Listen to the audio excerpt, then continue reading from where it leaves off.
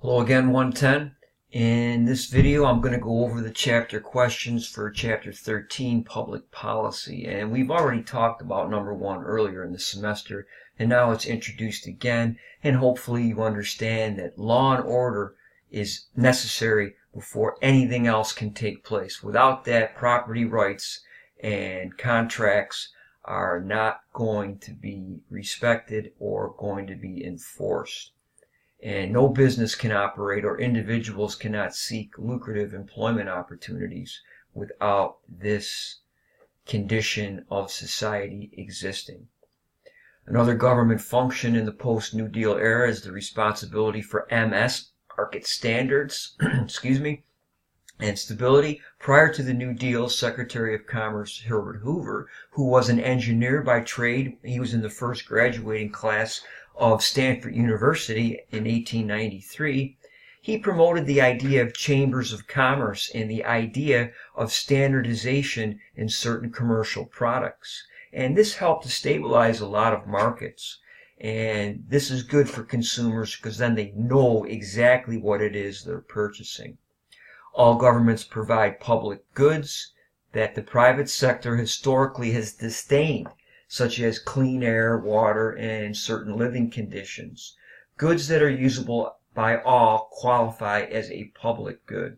Highways has been a popular public good provided by the Interstate Highway Act, which has been going on since the 1950s, which is why we have become such an automobile-oriented society, which led to problems with the air quality in the United States.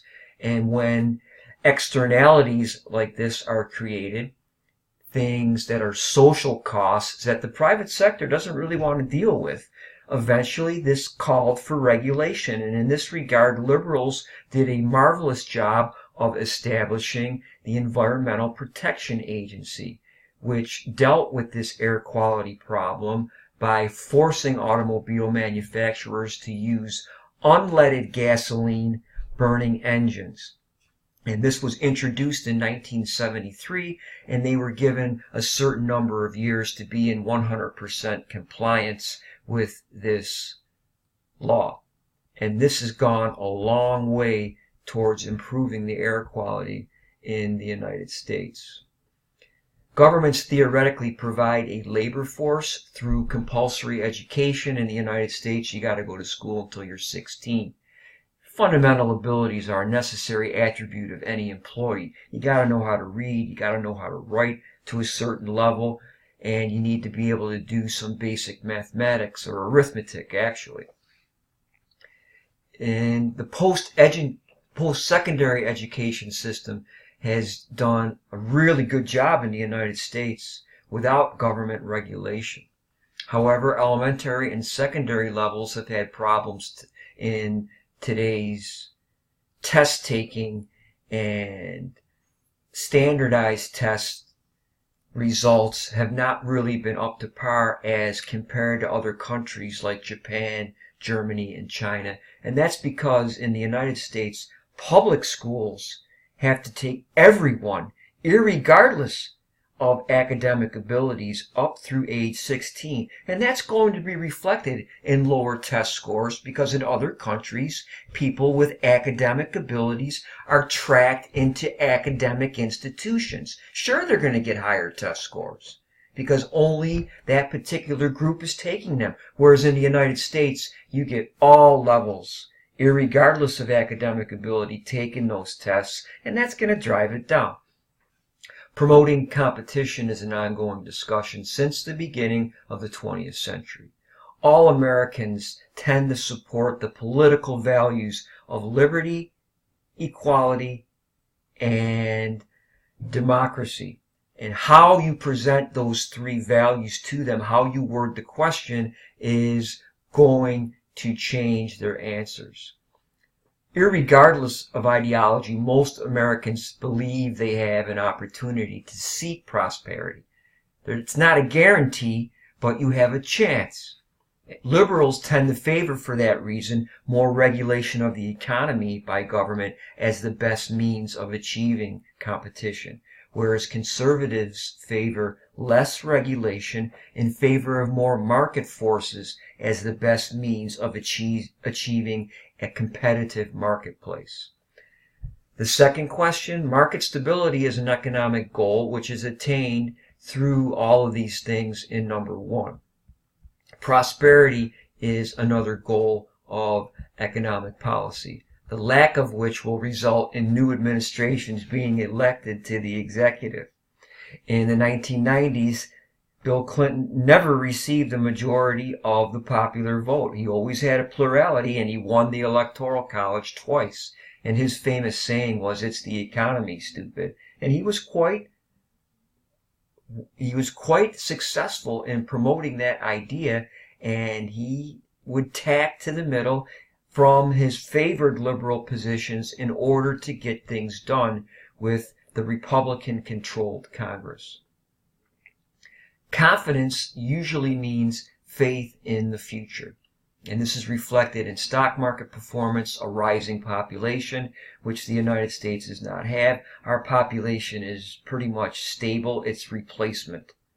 And a booming construction business, which we've had a couple of times in my lifetime in the 1980s and again in the early 21st century. And those usually grind to a halt after a certain period of time. Buying a home is promoted by the tax system. You can write mortgage payments off in the United States off of your income tax if you file a 1040 form. So the government is kind of involved in promoting that idea of a home purchase. There are two main tools of economic policy. Question 3, monetary policy is the favorite tool of conservatives through regulation of the money supply, through the raising or lowering of the discount rate by the Federal Reserve Board. And they believe that this is the only interference necessary for the federal government in the economy. The value and purchasing power of the dollar is more important than artificial inflationary programs promoted by liberals in using fiscal tools. Fiscal policy, taxation, and government spending lead into question 4. Liberals and conservatives look at welfare very differently. Liberals favor using the tools of taxing and spending as a means of redistributing income in order to promote the welfare of all Americans. This creates a safety net that allows the underprivileged a chance to survive and improve their social condition. Conservatives don't agree with redistribution through fiscal policy, for it creates entitlement and a social behavior that is unproductive. Work must be made more attractive than government programs that create a permanent underclass. Redistribution of wealth is going to happen in any society in some way. Death and taxes are inevitable, ladies and gentlemen. Maintenance of the union, security, it's got to be paid for somehow. And this is a never-ending argument in American politics. How much redistribution is going to go on? And the pendulum swings back and forth on that, depending upon the spirit of the times, depending upon the zeitgeist of the time, and people's worldview on redistribution of wealth is formed depending upon the times that they grow up in. Some of the other terms of this chapter, GNP was the old macroeconomic measure. GDP is more favored today because it subtracts what multinationals and multinational corporations do in other countries. GDP is the more precise term today. The Federal Reserve we talked about, those are the 12-member banks that control the money supply. A regressive tax hurts poor people more because irregardless of income, the same rate is paid, and the sales tax is an example of regressive. The progressive tax system is what we have in the United States. The more you make, the more you pay. The Treasury Department is heavily involved in fiscal policy and taxation collection. The federal funds rate, also known as the discount rate, is what the Fed engages in open market operations, and that controls the money supply. Theoretically, a rise in the rate, less is theoretically borrowed at higher rates, which contracts the money supply and deflation results. Lowering the rate it's been almost zero for most of this century. More is theoretically borrowed, which expands the supply of money, and this results in inflation. The debt ceiling is the amount that the federal government is allowed to spend over what is collected, and it's been consistently raised in the last 10 years. The North American Free Trade Act was a 1990s panacea for promoting prosperity between Canada, the United States, and Mexico. Reduce or eliminate tariffs with free trade, quote unquote, and allow goods and services to flow more easily across the borders. They flowed all right. Machine tools flowed right into Mexico from the Northeast, and it effectively killed union manufacturing jobs. Those firms involved in shipping and receiving, though, they did very well with this system. And Mexico in the 21st century has faced the same phenomena with Chinese competition. The World Trade Organization attempts to regulate worldwide commerce and create a fair market for all nations to compete in. Unfortunately, some economies of scale don't allow people to compete as easily as that might be. The debt is what is large and growing in the United States. The deficit has changed. Sometimes it's higher, sometimes it's lower. It's the annual shortfall in each fiscal year. That has changed all the time. The debt is large and growing. And that's it for public policy.